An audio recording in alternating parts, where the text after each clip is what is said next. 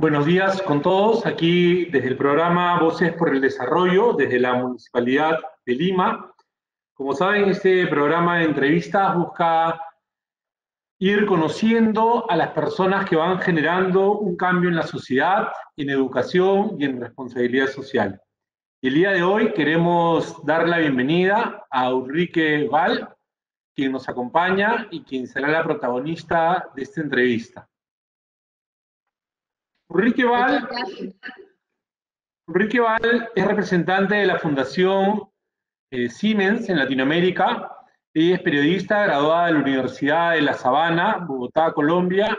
Tiene un Executive MBA de INALDE Business School.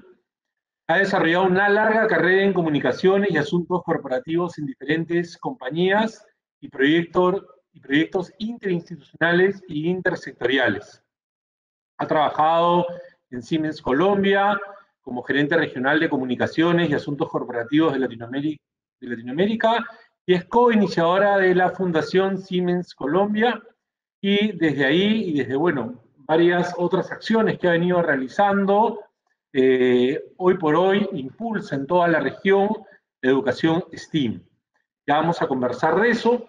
Y bueno, queremos un poco darle la bienvenida a Ulrike y también queremos conocer un poco de su vida, de cómo ella ha llegado a Latinoamérica, cómo ha terminado o está en este momento impulsando todos estos temas que son tan necesarios y tan importantes para la educación contemporánea.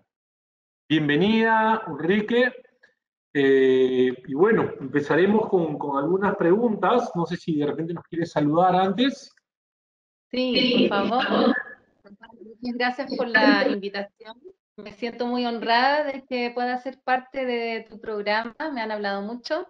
Un saludo a todos quienes puedan escucharnos y un saludo particularmente desde una Santiago muy fría del mediodía de hoy. Gracias. Gracias, Ulrike. Ulrike, tú naciste en Alemania y viniste muy joven a Latinoamérica. ¿Qué te trajo por acá? ¿Cómo así llegaste a Latinoamérica? Me gustaría conocer eso un poco y también en la época que viniste de Alemania todavía existía el muro de Berlín, digamos, y había esta división entre Alemania. Nos gustaría también conocer un poco eh, en qué lugar también de Alemania vivías, ¿no? Porque eso también obviamente tiene una influencia y puede marcar pues a las personas, ¿no? Contarnos un poco de eso, ¿no? Sí. Bueno, mira, de hecho soy berlinesa de nacimiento y mis padres también lo son. Y soy hija de dos padres que crecieron, que nacieron ni bien en los últimos años de la Guerra Mundial, de la Segunda Guerra Mundial, y permanecieron en Berlín después de ires y venires de huir, por un lado, de los soviéticos que avanzaban sobre la ciudad y por el otro lado, los aliados, digamos, del otro lado que también. Son dos berlineses que permanecieron luego durante su juventud y adultez en Berlín, en una Berlín dividida, y ahí nací yo, en la parte occidental. Así que en realidad en una ciudad amurallada, una isla, digamos, occidental, en un escenario de Guerra Fría, que todos saben cómo fue esto, y en una isla rodeada por un muro, efectivamente. Así que yo soy producto de una generación que vivió los finales de la guerra, la posguerra y una Berlín muy cosmopolita, pero muy encerrada, hasta cuando cayó el muro. Pero para entonces yo ya me había ido a Colombia en una siguiente etapa de mi estadía larga en Latinoamérica. Y a tu pregunta, ¿cuándo llegué yo a Latinoamérica y por qué? Bueno, mi padre fue profesor y yo creo que él quería que nuestra familia, y sobre todo mi hermana y yo, somos dos, tuviéramos el horizonte más amplio posible de desarrollo y consideraba que poder salir de Berlín, de la ciudad de muralla, y también de la misma Alemania para conocer otros paisajes, otras culturas, Lo mejor que se le ocurrió fue pedir trabajo en algunos de los colegios alemanes que hay tantos en Latinoamérica, y así llegamos a Chile en el año 74. ¿Está bien? ¿Y cómo esta historia que nos cuentas y que la narras, digamos, desde tu experiencia de estar en esa Alemania, ¿no? Y si bien muchos podemos conocer la historia, creo que no todos, desafortunadamente, hoy en día conocen los detalles de esa historia y creo que algo muy valioso que tú nos puedes compartir es cómo esa experiencia de haber vivido una situación así crees que ha aportado luego a tu vida o te ha marcado de distintas maneras en tu vida y en tu desarrollo profesional, ¿no? Ujú. Bueno, como mencioné ahora, nuestra pequeña familia salió en el 74 hacia Chile, a una estancia de 5 años. En esa época yo tenía 7 años, así que estuve creciendo durante mis años de infancia más importante en Chile, particularmente en la costa chilena, en Viña del Mar. Fui muy feliz y fuimos todos muy felices ahí. Luego tuvimos que volver a Alemania, así que mi juventud y toda mi época de educación secundaria la hice en Berlín nuevamente. Yo menciono esto porque la decisión tanto de mi hermana como mía fue no quedarnos en Alemania. Teníamos muy claro que nos iríamos eh, de vuelta a Latinoamérica, que no haríamos nuestra vida en Alemania. Entonces, concluí mi formación escolar secundaria en Berlín, y al día siguiente de tener el grado en manos me fui a Colombia. ¿Por qué? Porque mis padres también volvieron a Latinoamérica, no permanecieron en Alemania. Tanto se nos impregnó Latinoamérica en los corazones que volvimos, y mientras yo me quedé de ahí en adelante los siguientes casi 30 años, mis padres volvieron. Me marcó y nos marcó muchísimo Latinoamérica en nuestra infancia y juventud, y yo particularmente tengo que confesar que me siento como ciudadana tanto alemana como colombiana. Y esa binacionalidad y esa sensación de permanecer a dos ámbitos culturalmente distintos me han marcado mucho en mi camino, digamos, profesional, y lo he sentido siempre como una gran, gran riqueza y ventaja. ¿Y qué cosas tú y tu hermana, como tú lo cuentas, digamos, ¿no? encontraban en Latinoamérica que las llevaba, digamos, a querer no continuar o desarrollarse en Alemania y quererlo hacer en Latinoamérica? Digamos, ¿qué características de Latinoamérica o de los latinoamericanos ustedes encontraban como positivas o qué oportunidades vislumbraban, digamos, en esos momentos? Sí, bueno, primero porque tuvimos una infancia muy feliz, muy libre, sin muro berlinés, sin límites. Viajamos mucho con mis padres por Latinoamérica y conocimos la diversidad de este continente, la calidez de la gente, la multiplicidad de formas de vivir, y Latinoamérica toda se nos hizo un espacio donde mucho estaba por hacer todavía. Al contrario de lo que yo percibía de Alemania, que siento todavía, es una sociedad que ya ha llegado a un estado como de desarrollo y de cierta madurez y también de cierta saturación de cosas, y no veía yo mucho espacio donde poder aportar y donde desplegar, digamos, las muchas ideas que yo tenía. En cambio, en Latinoamérica, tanto mi hermana como yo hicimos nuestra vida con interesantes despliegues para nosotros en distintos países de Latinoamérica. Un continente Interesante, de la esperanza. Ujú. interesante lo que nos cuentas de venir justamente por ver que se puede aportar, que hay muchas cosas por hacer y eso definitivamente nos mueve a poder buscar qué más desarrollar, ¿no? En ese sentido, veo que en Colombia y en general en América estuviste trabajando en varias empresas, estuviste viendo muchos temas de comunicación corporativa, estratégica. Eh, ¿Cómo fue ese proceso en tu vida y qué cosas nos puedes contar un poco de eso, ¿no? ¿Qué experiencias positivas, negativas o en qué cosas fuiste avanzando por ahí a lo largo de tu vida, ¿no?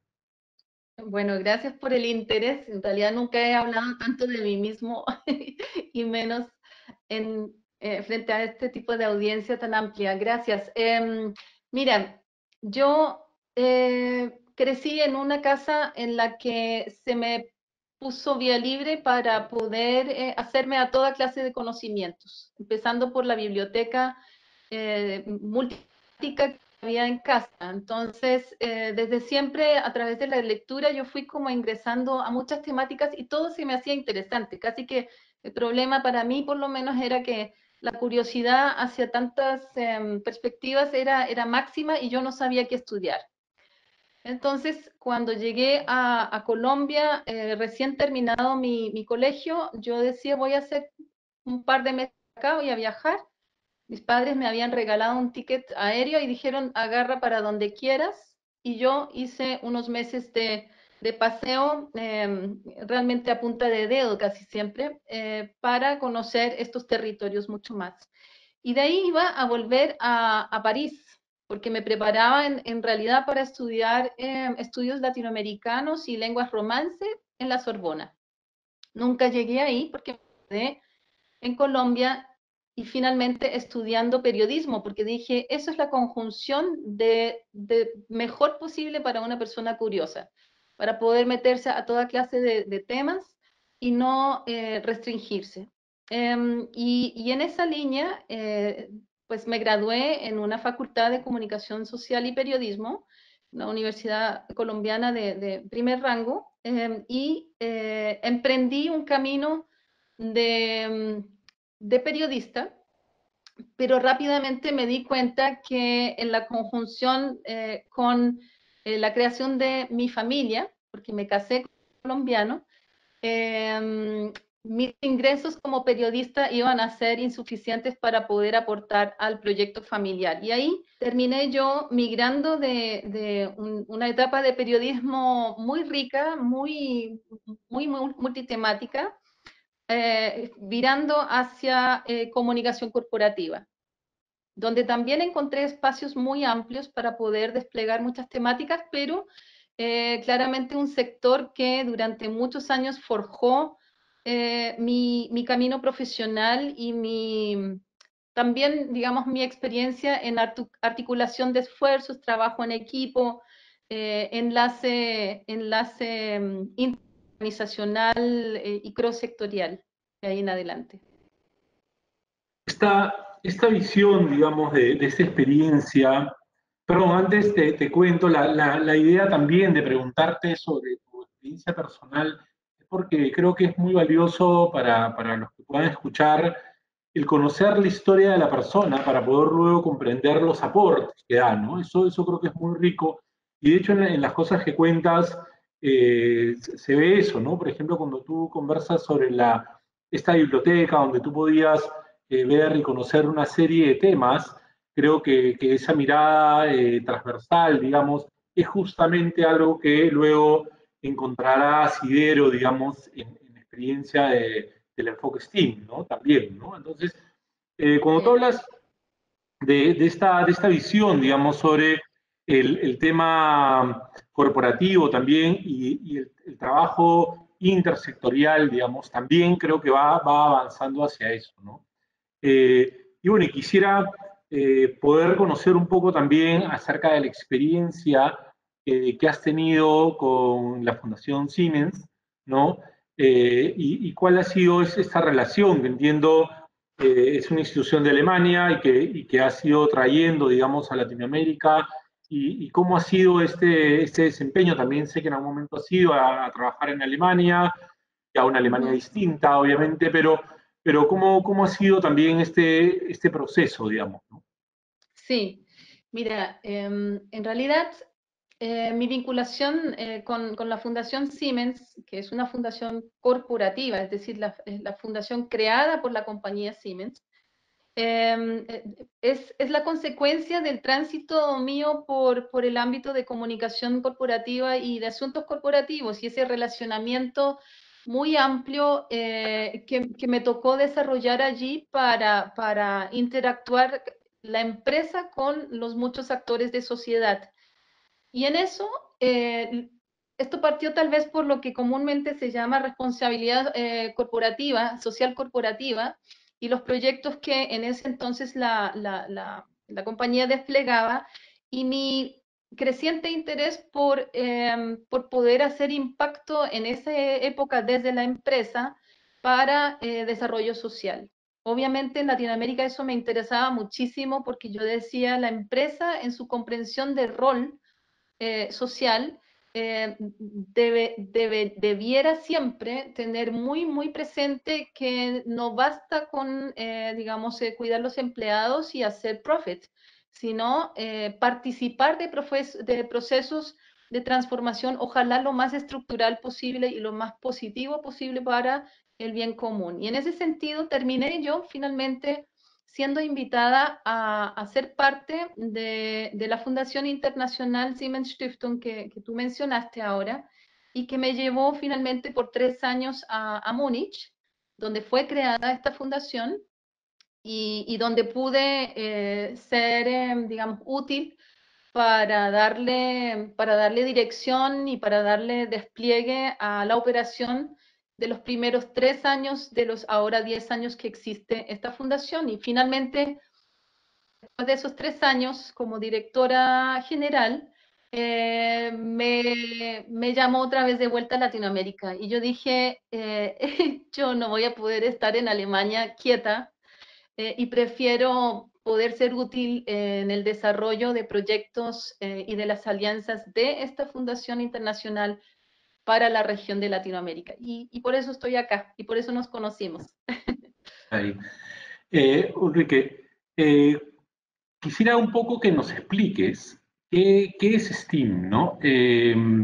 No todas las personas que nos pueden estar escuchando o que nos van a escuchar luego comprenden a veces. Y lo que sucede, creo yo, con estas abreviaturas, que muchas veces tenemos un montón, ¿no? Yo a veces leo unos CVs que comienzan a tener un montón de numeritos y siglas que uno a veces no entiende nada, ¿no? Entonces creo que sí es importante comprender, digamos, este enfoque, esta metodología, digamos, o tú nos dirás mejor qué cosa es, comprenderla para luego entender cómo se puede bajar y aplicar, ¿no? Entonces, quisiera que nos cuentes un poco acerca de esto, ¿no? Ya. Bueno, la sigla STEM viene del inglés y es lo más cortito posible para enunciar un área de conocimientos y de competencias, por así decirlo bien sencillo, que abarcan las áreas de las ciencias, de la tecnología, de la ingeniería, de las matemáticas, y que también dialoga con el tema de creatividad y por tanto con temas como, por ejemplo, pensamiento computacional y tal. Y es un ámbito de conocimientos y competencias y también tiene que ver con ciertos enfoques de metodologías para enseñar y aprender de eso y también para orientar esos saberes y esas competencias hacia el desarrollo de sociedad, hacia la orientación de solución de problemas y esa es la capacidad crítica y de análisis y de reflexión capaz de trabajar colaborativamente, capaz de comunicar lo que debería estar basado en evidencias y por tanto con, digamos, solidez para una argumentación y para una acción. Entonces, más que una metodología o un enfoque, es un objetivo digamos, que debe hacer una parte muy sustancial de una formación integral de todas y todos para eh, crear, para gestionar, para proveer una ciudadanía crítica y participativa. Y a Ah, eso se está abocando la fundación en gran parte, a educación de ese tipo de conocimientos y competencias. Yo he ido descubriendo, digamos, distintas nomenclaturas, en el sentido de que existe STEM, STEAM, o sea, con A de arte, digamos, STEAM más H, ¿no? Entonces, ¿tú dirías que existe muchas diferencias entre esto y en todo caso, STEAM más H, cómo entrarían ahí las humanidades, ¿no? ¿Cómo ves este tipo de distinciones que se van haciendo? ¿Es simplemente un tema de moda, de innovación y al final es lo mismo o sí hay algunos aportes significativos de cómo este objetivo, como tú lo mencionas, va desarrollando o va incrementándose, digamos? No, hay muchas personas que empiezan a tener urticaria cuando aparecen otras letras, la H o la A, y otros han inventado otras cosas y hay gente que hace hasta chistes con eso y dice, bueno, más D de deporte, por ejemplo. Entonces, bueno, eso ya sería como estirar mucho la piola, pero en principio, si te entiendo bien tu pregunta, responderte que las áreas STEM y las competencias del siglo XXI que se relacionan muy fuertemente con esos conocimientos y competencias, dialogan e interactúan, por supuesto, con las ciencias sociales y la humanística. Ingeniería, por ejemplo, podría ser de mayor orientación social, es un saber hacer, ¿no es cierto? Y disciplinarmente hablando, provee los instrumentos y las competencias para poder entender problemas y para poder solucionarlos. Pero eso, solucionar los problemas de las personas, no máquinas, sino siempre en su relación de qué impacto tiene eso para el desarrollo societal. A mí me gusta mucho la figura de Alexander von Humboldt, que fue alemán, pero de corazón yo creo que muy latinoamericano también, un gran universalista del siglo XVIII, XIX, que viajó muchos años por Latinoamérica. em, hizo millones de investigaciones y dio a conocer Latinoamérica en buena parte a una Europa científica, aportando muchísimos conocimientos que hicieron importantísimos adelantos para muchas de las ciencias que antes no existían como, digamos, como disciplinas ni siquiera. Pero este hombre altamente curioso y preparado en lo científico, era también un gran humanista. Era amigo de Goethe, de Schiller, de los grandes, digamos, pensadores y filósofos y literatos y poetas de la época. Vivió casi siempre en París cuando estuvo en Europa. La prefirió por encima de Berlín, donde el rey le decía, señor, usted aquí tiene, ¿no? Su cheque mensual, pero usted quiere vivir en París.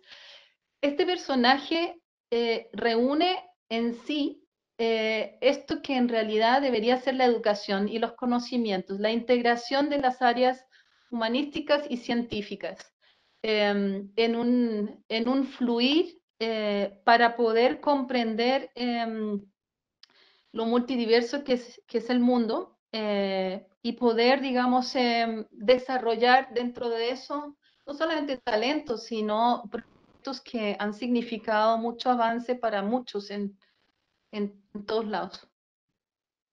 Sí, me parece interesante esa perspectiva, digamos, de la educación. Tú hace un momento hablabas de la importancia de hacer proyectos con transformación y el bien común, ¿no? Luego nos has hablado acerca del desarrollo de personas, de esa visión humanista, de ese integrar las áreas.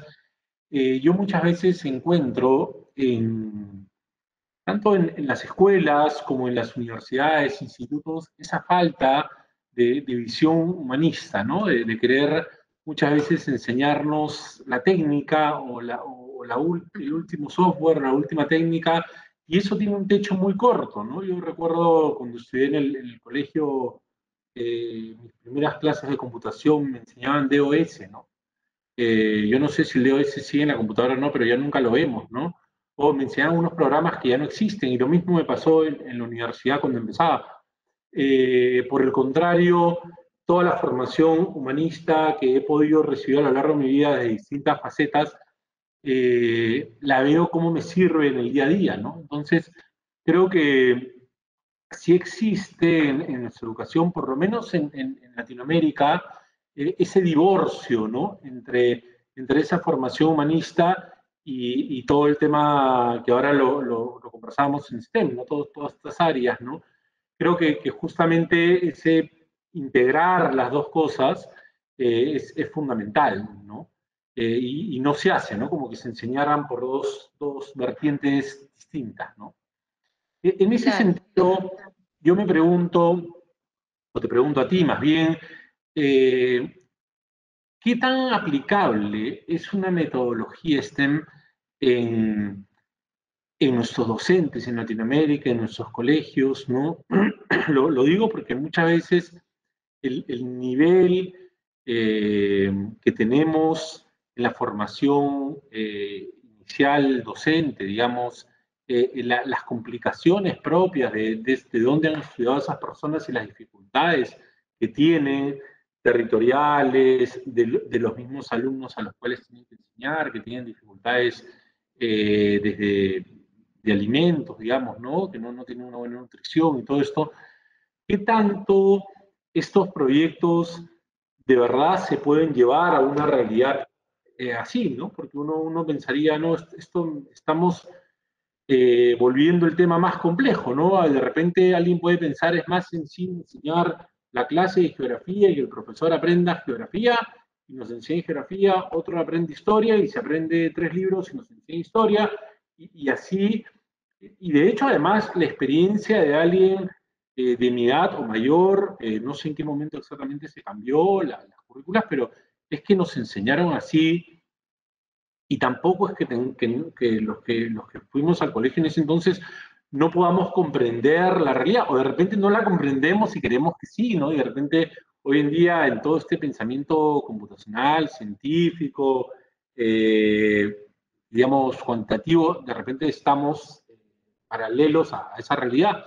Entonces, ¿qué tanto este cambio transversal de ver la educación por proyectos, de ver la educación con esto, es viable, digamos, ¿no? ¿Cuál es tu experiencia de trabajar tantos proyectos en tantos países de Latinoamérica, ¿no? Sí, yo debo admitir que estoy aprendiendo todos los días de muchos lados con los que estamos trabajando como fundación en distintos países en el ámbito STEM. Y claro, aparece esto de lo interdisciplinario, eso de trabajar por proyectos, eso de trabajar mucho con tecnología y llamar eso STEM. Pero STEM es, como concepto, es mucho más amplio y son estas áreas con las que comenzamos al principio de nuestra conversación, que las mencionábamos. Es muy importante que en la escuela, en los currículos, por supuesto, haya, digamos, una enseñanza y aprendizaje de las disciplinas, de las ciencias, de las matemáticas. Tiene que ser sólido el conocimiento, por lo menos básico, de las matemáticas, porque si no, no va a poder aprender de ciencias, que tiene mucho de matemáticas, ni tampoco de tecnología e ingeniería, que en la medida que se va, digamos, subiendo en el nivel etario, se van complejizando, digamos, los aprendizajes. Y si uno no ha aprendido bien las matemáticas, por ejemplo, va a ser muy difícil poder seguir en la línea de interesarse y acceder a conocimientos de las áreas STEM en los currículos escolares. Ahora, sí importante, por supuesto, una metodología o un enfoque también por proyectos, pero no es necesariamente el enfoque único de STEM, ¿no es cierto? El tema, por ejemplo, de metodologías de aprendizaje basadas en la indagación. Es un principio como de poder trabajar eso desde muy temprana edad en el ámbito escolar, y no requiere de computador y no requiere de laboratorio químico ni nada por el estilo, sino eh, permite aprender, enseñar y aprender a través de la experimentación, y combinar eso con, digamos, el ejercicio frontal del profesor, que enseña desde el pizarrón hacia el cuaderno del alumno, también otra parte de su ejercicio en aula. Eh, Yo creo que el tema de STEM no debe considerarse como una temática que supone muchas barreras de entrada, como para incluirlo, sino es más bien poner mucho más cuidado en los sistemas educativos de proveer una formación inicial de docentes más sólida en esto y darles más herramientas didácticas para poder enseñar las áreas STEM con distintas metodologías, eh, pero sobre todo un conocimiento mayor de las disciplinas que componen estas para los docentes, porque si los docentes no están abiertos o interesados en realmente integrar procesos de enseñanza y aprendizaje con unas metodologías más variadas, porque tampoco conocen las disciplinas, los temas bien, bueno, ahí entonces tampoco migrará nunca a las escuelas, ¿no? Ahora, la inversión, siento yo que supone integrar las áreas STEM mayormente en el currículo, no deberían estar frenadas por pensar que eso supone una alta inversión en tecnologías de la información, tipo computadores o infraestructuras costosas como laboratorios, y decir, no tengo laboratorio en mi colegio, no puedo enseñar las áreas STEM. Para eso hay soluciones y eso, digamos, nosotros en la Fundación también tenemos un programa que prescinde en buena parte de laboratorios y prescinde en buena parte de equipos de computación. Em, y está basado en trabajar sobre comprender el mundo y los fenómenos naturales y los principios, digamos, naturales que nos rigen y que que nos impone la realidad de contextos tan diversos en que vivimos, comprender eso a través de experimentos y de aprender haciendo. Y se puede hacer con material muy sencillo, no son inversiones grandes para poder enseñar las áreas STEM. Eso era como lo que tal vez quería puntualizar particularmente, que la barrera de entrada es mucho más como que en la cabeza del profesor que en lo que realmente existe.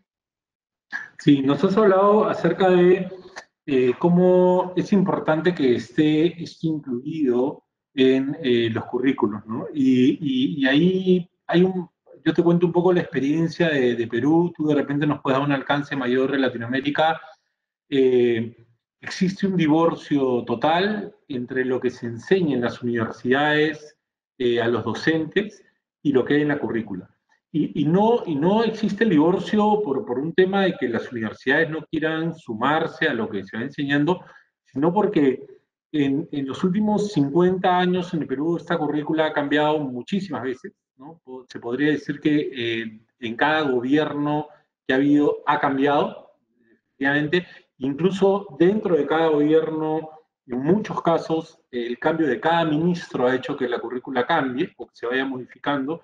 Entonces, claro, seguir la pista a eso a una universidad, y una universidad plantea una malla curricular, y esa malla curricular, quien la recibe, el chico que ingresa, entre comillas, tiene derecho a terminar con esa malla curricular, ¿no? Entonces, claro, en esos 5 años se cambió de ministro 4 veces, 5 veces o más, y cada uno quiere inventar la pólvora y cambiarnos o regresar a lo anterior o volver, y eso genera un problema bien complicado eh, para poder lograr que esos docentes sean realmente formados de acuerdo a lo que el Estado o a las maneras como el Estado quiere enseñar, ¿no? Y tenemos un problema serio.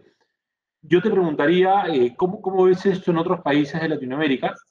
Sé que hay algunos que tienen más estabilidad en ese sentido, pero también qué tanto se ha incluido en las currículas de los distintos países, ¿no? Tanto a nivel privado como público, este tema STEM, ¿no?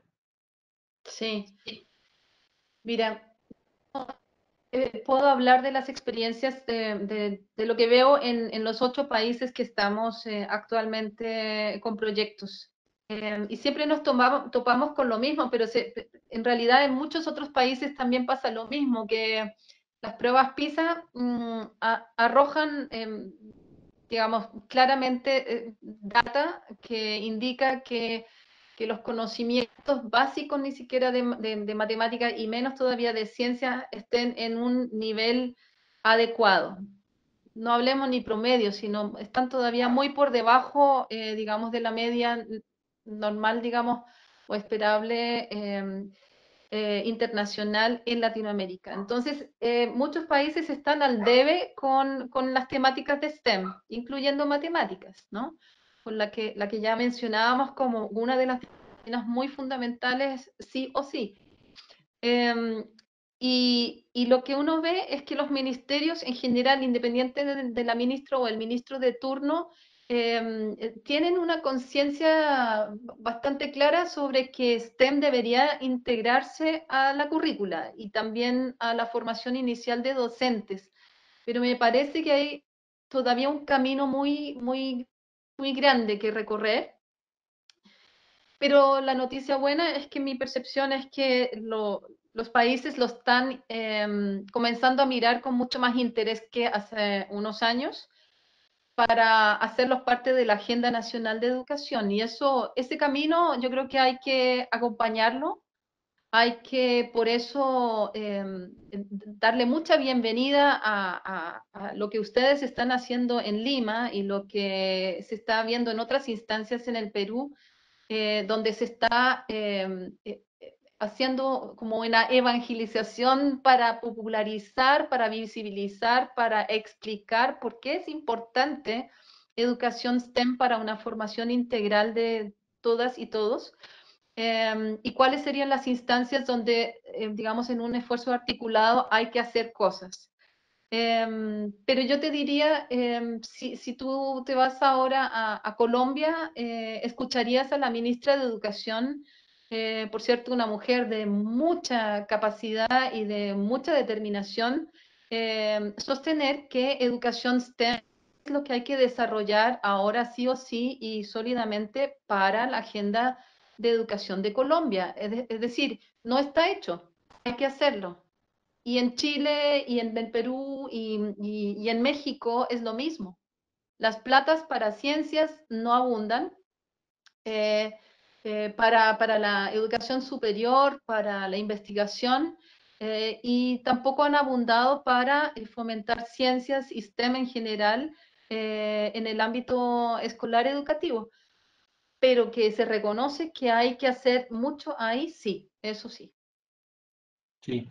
Una pregunta un poco complicada, Ulrike. Si tú fueras mañana ministra de alguno de estos países de Latinoamérica, cosa que creo que no puedes porque eres alemana, pero ¿qué acciones rápidas tomarías para justamente poder introducir el STEM rápidamente? O sea, yo entiendo que hay cosas que pasan por una formación docente, hay cosas que son transformaciones que toman años, pero si tuvieras que decidir rápidamente algunas acciones a tomar, eh, ¿qué harías, digamos, en ese sentido, ¿no? Ujú. Bueno, educación nunca es un tema que tenga réditos rápidos e inmediatos. No es como poner una solución de agua ahí donde no la había, ¿no? Ahí la diferencia es súper notoria. Pero yo lo que siento que sería muy importante es hacer mucho foco en capacitación docente de los profesores en servicio y trabajar en comunidades, en intencionar comunidades de aprendizaje entre los docentes, comunidades pedagógicas, donde la construcción conjunta de experiencias y de evidencias sobre la práctica en aula con las temáticas de STEM y las metodologías, las didácticas necesarias y exitosas para eso. Eso sería una estrategia importante, fomentar el trabajo grupal de docentes que son pares, que están trabajando en las mismas condiciones, contextos, dificultades y buscan soluciones juntos. Eso por un lado. Y lo otro que me parece muy interesante es tratar de armar como un territorio, un espacio donde se trate de armar el modelo, digamos, más virtuoso de articulación de esfuerzos para ayudar a los docentes a ver en su práctica docente, en sus escuelas enlazadas a su vez, un espacio seguro donde STEM, educación STEM se puede instalar y contar con el respaldo de instituciones y direcciones como la tuya, Juan Pablo, pero también de un alcalde, pero también de una dirección regional del Ministerio de Educación en ese territorio, pero también de las empresas en ese territorio, también de las instituciones de formación superior, llámese universidades o tecnológicas, en ese territorio, todas teniendo que en ese espacio territorial aquellos que están en educación escolar puedan tener todo el respaldo y todo el interés por probar e implementar de facto en las escuelas y trabajo con los alumnos educación STEM. Y eso como un esfuerzo, digamos, de articulación multiperspectivas, multisectorial, que puede ser replicable, porque demostraría que en realidad la inserción segura de educación STEM en un espacio delimitado puede ser el piloto que una instancia pública puede luego tomar y decir, esto tiene efecto, esto tiene evaluación, esto tiene data, y aquí hay además una comunidad pedagógica viva que me certifica como ministra que ese esfuerzo tiene sentido. Y yo ahí trataría de ir aunando territorios y enlazarlos a su vez. No es Bien, tan corto plazo, pero tampoco es una eternidad para hacerlo. sí, me parece interesante definitivamente la primera parte que comentas de la capacitación docente y comunidades de aprendizaje. Es algo que puede ser replicado por cualquier gobierno local, ¿no? Hasta un gobierno Claro, distrital. claro. Pues, o una UGEL o una DREL, o dependiendo cómo se llame en cada país de la región, pero sí se puede fácilmente capacitar a las personas y comenzar a hacer comunidades, ¿no? Esas comunidades se irán enriqueciendo, cada vez tendrán una mejor metodología, pero definitivamente eso se puede hacer compartiendo buenas prácticas que ya se estén realizando, ¿no? Eh, Ajá. Eso me parece viable. Lo del territorio, yo te soy sincero, cuando comenzaba a asistir a los foros que asistimos, y claro, decían Lima, territorio STEAM, yo un poco pienso, a ver, yo quisiera poder decir este es un territorio STEAM cuando ya es STEAM, ¿no? Es decir, esta es una ciudad tecnológica cuando ya estamos en Estonia, pues y efectivamente es una ciudad digital y muchas de las cosas que Claro. funcionan son digitales, ¿no?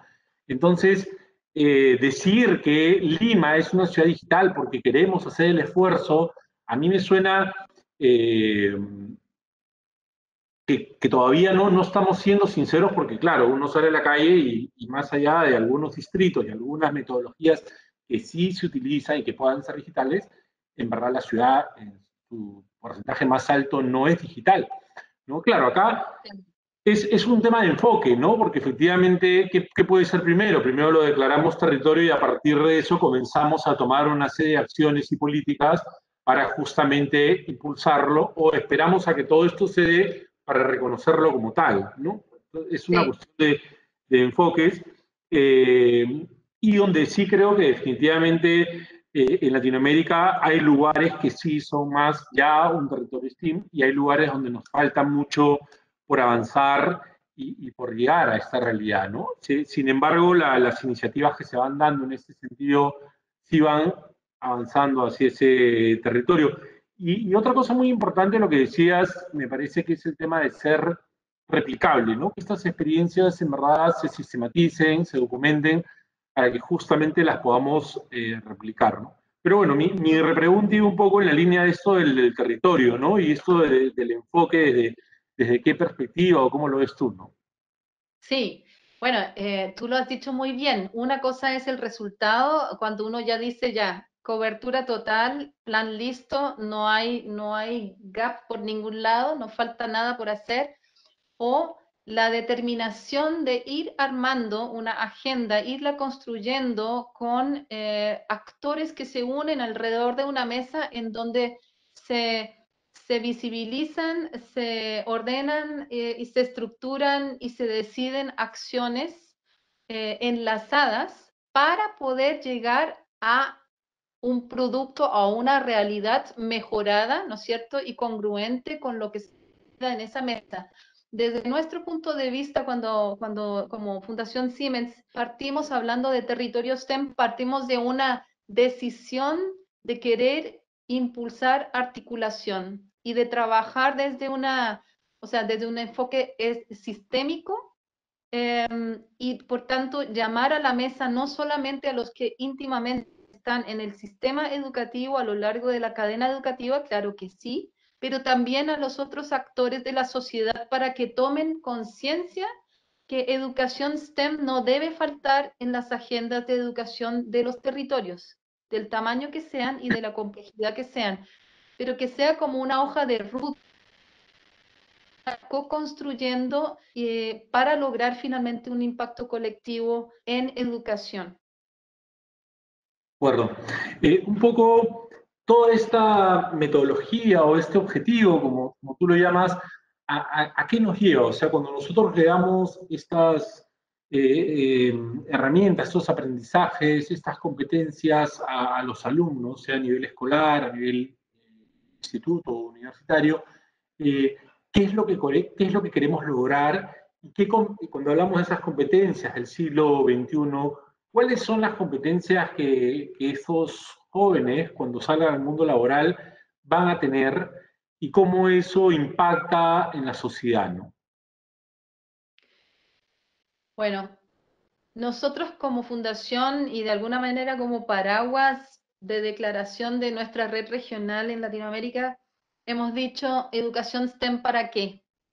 Y una respuesta es educación STEM para el desarrollo social y sostenible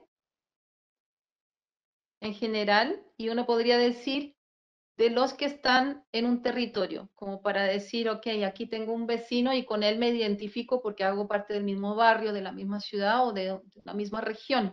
Es decir, hay un cercano.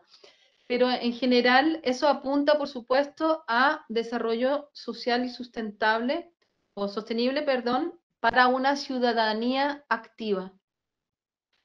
Independientemente si la persona salga después a orientarse hacia una disciplina o hacia una profesión propiamente de STEM, llámese ingeniero, llámese programador, llámese, bueno, cualquiera de los que entran, digamos, al espectro de aquellos perfiles que se necesitan con urgencia, pero decimos que educación STEM para el desarrollo de cualquier biografía, para poder desarrollar una sociedad más cohesionada, una sociedad capaz de entender problemáticas y de afrontar y co-construir las soluciones para solucionar esos problemas. Entonces, no sé si te contesté ahí la pregunta más o menos. Sí creo a nivel social, digamos, a nivel de la repercusión en este territorio, en esta comunidad, pero también creo que podría ser que hay un aporte de toda esta visión más contextualizada, ¿no? Que es lo que en el fondo te lleva a esta educación STEM y también significativa. Creo que también puede repercutir en algunas características de los profesionales, ¿no? Hoy en día no solamente a nivel de como un pensamiento general de la sociedad, sino en muchos campos específicos laborales, creo que se necesita una mentalidad más transversal, ¿no? Ya a la vez, si hay por un lado un grado de especialización muy alto en unos temas, pero también un lado de que ya no nos basta con la carrera que aprendimos, ¿no? O con el tema en el cual quisimos especializarnos, porque esta era de la información, digamos, y esta era de coordinar tantas cosas y tan rápido, nos lleva a tener que tener conocimientos más amplios sobre muchos temas.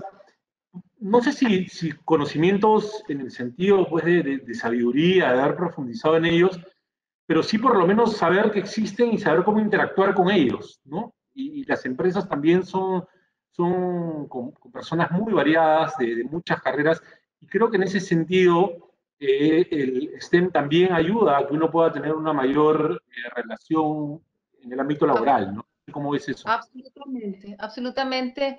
Y yo creo que tú estás apuntando a algo que es está expresado también en las llamadas competencias del siglo XXI, el tema de la capacidad de colaboración, ¿no es cierto?, de la capacidad de comunicación, la capacidad de ser creativo, que también ser flexible, que también significa tener una inteligencia emocional de interactuar con otros, de trabajar y entender dilemas, de resolverlos, de no desesperarse, por tanto, resiliencia. Y qué mejor esta pandemia que nos hace ver, primero, porque es importante saber de STEM y tener también las competencias que acabamos de mencionar aquí, como individuo y colectivo, ser capaces de producir eso en un camino de futuro.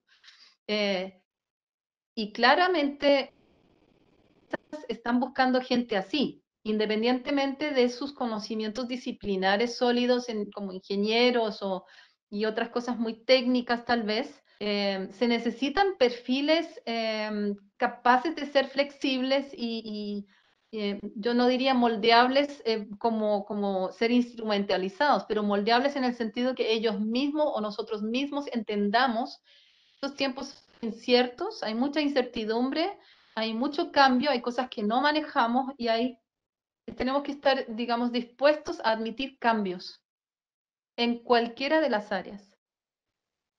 De acuerdo. Un poco adaptarse a las circunstancias, ¿no? Que van cambiando, ¿no? Ulrike, ¿qué país tú crees o qué territorio a nivel mundial, digamos, primero y a nivel de Latinoamérica, donde crees que este objetivo STEM está más desarrollado? O sea, si uno tiene que comenzar a ver otras ciudades, otros territorios, un poco para tenerlos como referente, digamos, me gustaría conocer a un referente que sea como, este es el lugar donde yo quisiera llegar, y otro con el cual me puedo ir comparando y voy creciendo, ¿no? Una visión en ese sentido. Sí, mira, con el respeto que me merecen a mí particularmente todas las iniciativas de articulación de esfuerzos en este sentido que estamos conversando, pero hay uno que, por cierto, ya no comenzó llamándose territorio STEM o STEM+H, sino que tuvo una cancha de acción de muchos años muy consistente y es la ciudad de Medellín, que tiene ya varios títulos. El título de ciudad del aprendizaje, ciudad de la innovación, ciudad creativa, pero que es una ciudad que ciertamente contó con una coherencia y consecuencia a lo largo de varios gobiernos de la ciudad, particularmente también de las secretarías de educación, en propender porque esta ciudad fuese muy fuerte en STEM, ¿ya? Estuviera muy enfocada a formar capacidad de innovación y no dejar al mismo tiempo de lado la urgencia de poner foco en desarrollo social e integración. Todos conocemos la situación de Colombia, particularmente Medellín vivió años terroríficos muy complejos y habiendo, como en toda ciudad, mucho reto, digamos, a nivel de inequidad y tal, pero esta ciudad tomó la decisión de invertir primero muy fuerte, siempre, que en este tramo de gobierno la más alta inversión en educación del presupuesto de la ciudad que jamás haya tenido educación y muy fuertemente en temas de TICs y en temas de STEM en general, muy transversal a lo largo de toda la cadena educativa. Y eso en un diálogo muy cercano con el empresariado para ir formando los perfiles que el empresariado también, con esa flexibilidad y esos cambios que se han venido, pueda absorber. Porque también está claro, si la ciudad no provee al sistema educativo caminos de desarrollo para los chicos y chicas, terminarán saliéndose del sistema a destiempo y terminarán en la calle. Entonces, con esta idea de territorio STEM más SER, que se llama ahora, SER precisamente, digamos, poniendo foco en lo social y en lo humanista, esta ciudad le estaba apostando muy fuerte a ser consecuentes con la idea de territorio STEM, la articulación de todos los esfuerzos de actores de esa sociedad para que entre al sistema educativo. Muchas gracias, Ulrike. Ha sido un gusto poder conversar contigo, ¿no? El tiempo siempre se queda corto, ¿no? Pero ya, bueno, llevamos una hora. Esperamos volverte a tener en nuestro programa en otra ocasión. Ha sido muy, muy bonito conocer tu historia, ¿no? Y conocer también tu experiencia, digamos, y los temas que vienes desarrollando, que creo que aporta mucho a Latinoamérica. Muchas gracias por el aporte que estás haciendo y gracias también por estar en nuestro programa. Muchísimas gracias por la invitación. Ha sido un agrado. Espero haber podido aportar en algo, por lo menos una visión personal, y con muchas ganas de volver a Lima. Apenas nos dejen salir de donde estamos. Gracias. Hemos estado con Ulrike Val en el programa Voces de Desarrollo. Esperamos Voces por el Desarrollo. Esperamos seguir pudiendo brindarles programas como este a todos ustedes y que nos puedan seguir acompañando para ir en nuestra sociedad. Muchísimas gracias. Nos vemos en otra edición.